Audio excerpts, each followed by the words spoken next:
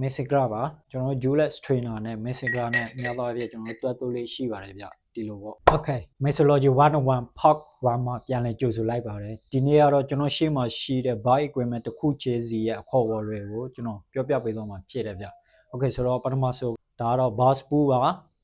နောက်တစ်ခုကကြတော့ဒါကတော့ ice store လို့ခေါ်တယ်ဒါကကြတော့ Mandela ပါ Mandela wide opener ပါ beer opener ပါဒါကတော့ garnish store ပါ hot dog strainer လို့ခေါ်ပါတယ်ဒီကောင်လည်း hot dog strainer ပါပဲ strainer မှာသူ design ပုံစံမျိုးစုံရှိပါတယ်ဒီကောင်ကျတော့ Julius strainer ပါဒါကကြတော့ Messigra ပါကျွန်တော် Julius Trainer နဲ့ Messigra နဲ့များသောအားဖြင့်ကျွန်တော်တွဲတိုးလေးရှိပါတယ်ဗျဒီလိုပေါ့ဒီလိုလေး Okay ဒါကကြတော့ Fry Trainer ပါ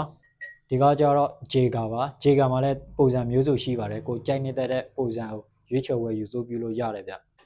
ဒါကကြတော့ Shaker ပါ Boston Shaker လို့လည်းခေါ်တယ်ဒီကကြတော့ Ice Stay ပါကျွန်တော်တို့ရှေ့တဲ့ခြေကြရေခဲတွေခွဲတဲ့ခြေကြဒီကောက်ကိုသုံးပါတယ် Ice Stay ပါနောက်ဆုံးတစ်ခုကကြတော့ Cocktail Stay လို့ခေါ်ပါတယ် Okay so see you next video